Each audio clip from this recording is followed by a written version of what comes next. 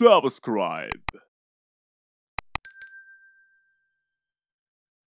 शीर्षक the silent roommate. एक शांत उपनगरीय घर में एम्मा ने एक आरामदायक अपार्टमेंट किराए पर लिया। यह उसके लिए एकदम सही था, सिवाय एक चीज के, उसके शयनकक्ष में एक अनोखी कोठरी। जब वह अंदर गई तो वह कसकर बंद था और चाहे उसने कितनी भी कोशिश की, वह इसे नहीं खोल सकी। जिज्ञासा ने उसे परेशान किया, लेकिन उसने इसे एक पुरानी इमारत की विचित्रता कहकर खारिज कर दिया। एक रात एक धीमी खरोंच की आवाज ने एम्मा को नींद से जगा दिया।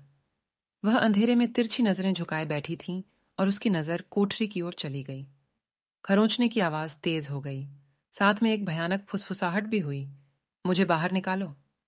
जब उसे एहसास हुआ कि आवाज सीलबंद कोठरी से आ रही है, तो डर ने उसकी छाती को जकड़ लिया। कांपते हाथों से एम्मा कोठरी का दरवाजा खोलने में कामयाब रही।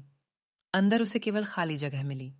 उसे राहत मिली, लेकिन फुसफुसाहट जारी रही, जो अब कमरे में गूंज रही है। मुझे बाहर जाने दो, मुझे बाहर जाने दो, ये नारा लगा। एम्मा ने आवाज को शांत करने की उम्मीद में कोठरी को जोर से बंद कर दिया, लेकिन यह जारी रही और अधिक हताशा बढ़ती गई। समाधान के लिए बेताब एम्मा ने इमारत के इतिहास पर शोध किया। उसे पता चला कि एक पिछला किराएदार रहस्यमय तरीके से गायब हो गया था, केवल सीलबंद कोठरी छोड़कर। परेशान कर देने वाली सच्चाई उसके सामने आ गई। आवाज लापता किराएदार की थी, जो आयामों के बीच फंसी हुई थी। भारी मन से उसने अपार्टमेंट और फुसफुसाती कोठरी को पीछे छोड़कर बाहर जाने का फैसला किया। जैसे ही उसने अपना सामान पैक किया, कोठरी की फुसफुसाहट तेज और अधिक पीड़ादायक हो गई।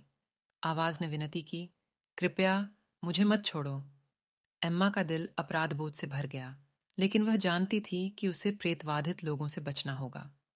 अपार्टमेंट का दरवाजा बंद करते समय उसने जो आखिरी चीज सुनी, वह उस आवाज की करुण पुकार थी, जो दूर तक लुप्त होती जा रही थी, जो हमेशा के लिए खामोश कोठरी में कैद हो गई थी।